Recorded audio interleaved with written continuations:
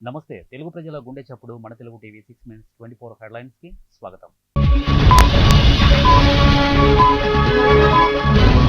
సౌమ్యంగానే మాట్లాడండి, కేబినెట్ తొలి భేటీలో చంద్రబాబు హితవు.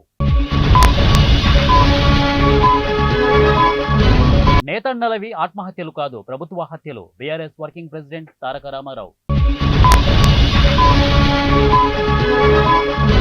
మారుమూల ప్రాంతాల్లో రోడ్ల నిర్మాణానికి నిధులు ఇవ్వండి, కేంద్రానికి మంత్రి సీతక్క విజ్ఞప్తి.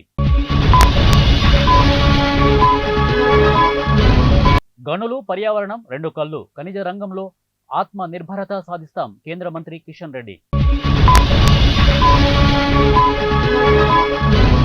నెట్ను రద్దు చేయండి, మెడిసిన్ ప్రవేశాలను రాష్ట్రాలకు ఇవ్వండి, ప్రధాని మోదీకి మమత లేఖ. ఎమర్జెన్సీ ఓ మచ్చ, బాధ్యతాయుతమైన ప్రతిపక్షం అవసరం, ప్రధాని మోదీ.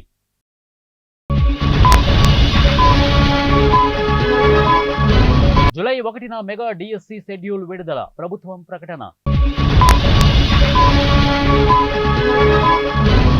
బీజేపీకి మద్దతు ఇవ్వం, బీజు జనతాదళ్ అధ్యక్షుడు మాజీ సీఎం నవీన్ పట్నాయక్. మా ప్రభుత్వంలో వేధింపులు ఉండవు, అధికారులు ఉపాధ్యాయులతో మంత్రి లోకేష్. 9 గంటల కరెంటుతోనే ప్రయోజనం, విద్యుత్ మంత్రి గొట్టిపాటి రవికుమార్. ప్రజల ప్రాణాలకు ఆరోగ్య శాఖ జవాబుదారీ, మంత్రి సత్యకుమార్ వార్నింగ్. క్షీణించిన అతిశి ఆరోగ్యం, ఢిల్లీ మంత్రికి ఐసీయూలో చికిత్స.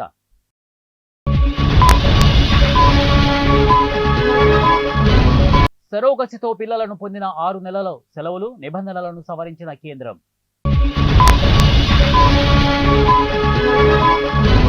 ప్రైవేటు స్కూళ్లలో 25% ఫ్రీ అడ్మిషన్లు, జీవోను కొట్టేస్తూ హైకోర్టు సంచలన తీర్పు.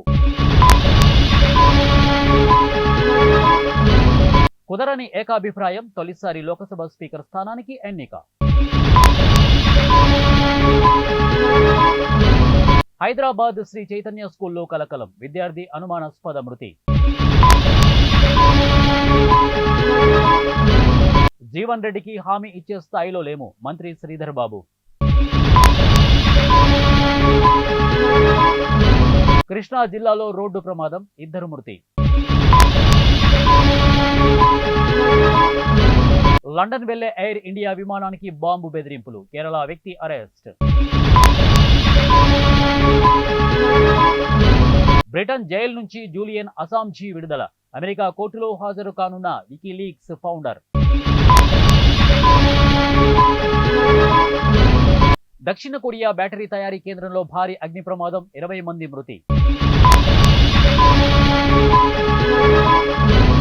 ఛాన్స్ ఇచ్చిన మోదీ కాదన్నారు కాంగ్రెస్ నేత రాహుల్ గాంధీ. ఏపీ ప్రజలకు ఐఎండీ అలర్ట్, పలు జిల్లాలో భారీ వర్షాలు. కామారెడ్డిలో లారీని ఢీకొట్టిన ప్రైవేటు బస్సు, 1 మృతి, 20 మందికి గాయాలు.